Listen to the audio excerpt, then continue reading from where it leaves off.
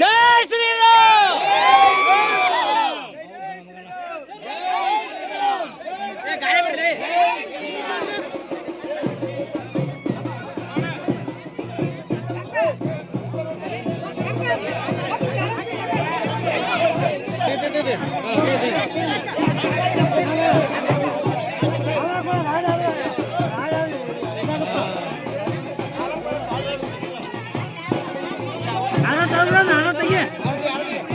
ಬಾಗಲಕೋಟೆ ಜಿಲ್ಲೆಯ ಹುನಗುಂದ ತಾಲೂಕಿನ ಗೋನಹಟ್ಟಿ ಗ್ರಾಮದ ನಾನು ಹನುಮಂತಪ್ಪ ಸಂಗಪ್ಪ ಕುರಿಯವರ ಮಗನಾಗಿ, ರೈತನ ಮಗನಾಗಿ ಹೇಳುವುದೇನೆಂದರೆ, ಈ ಬಿಸಿಲಲ್ಲಿ ಖಾಲಿ ದೀ ನಮಸ್ಕಾರ ಹಾಕೋದೇ ಒಂದು ಇದು ಅಂಥದ್ರಲ್ಲಿ 105 kg ಚೀಲ ಒಂದು ಹೊತ್ಕೊಂಡು ದೀ ನಮಸ್ಕಾರ ಹಾಕಿದ್ದೀನಿ.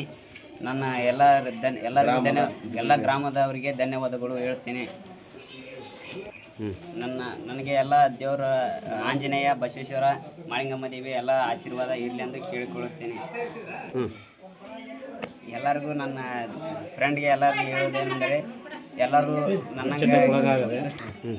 ಎಲ್ಲ ಗೆಳೆಯರಿಗೆ ಹೇಳೋದೇನೆಂದರೆ, ಯಾರು ಸೂರ್ಯ ಬಿಸಿಲಿನಲ್ಲಿ ಉತ್ತರ ಕರ್ನಾಟಕದಾಗ 105 kg ಚೀಲವರಂಥದ್ದು ಅದು ಸಾಮಾನ್ಯ ಮಾತಲ್ಲ.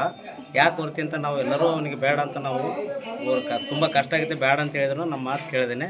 105 kg ಚೀಲವನ್ನು ಹೊತ್ತು ಉರಿ ಬಿಸಿಲಿನಲ್ಲಿ ದೀ ನಮಸ್ಕಾರ ಹಾಕೋದು ಸುಲಭದ ಮಾತಲ್ಲ.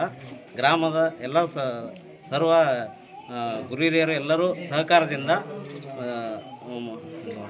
ಮಾರುತಿಸಿ ಮನೆಯಿಂದ ಮಾರುತಿಸಿ ಗುಡಿಯವರೆಗೂ ದೀ ನಮಸ್ಕಾರ ಚೀಲ ಹೊತ್ತುಕೊಂಡು ದೀ ನಮಸ್ಕಾರ ಹಾಕಿ ದೊಡ್ಡ ಸಾಧನೆ ಅಂತ ಕಂಡು ನಮಗೆ ಹೆಮ್ಮೆ ಅನಿಸ್ತಾ ಇದೆ.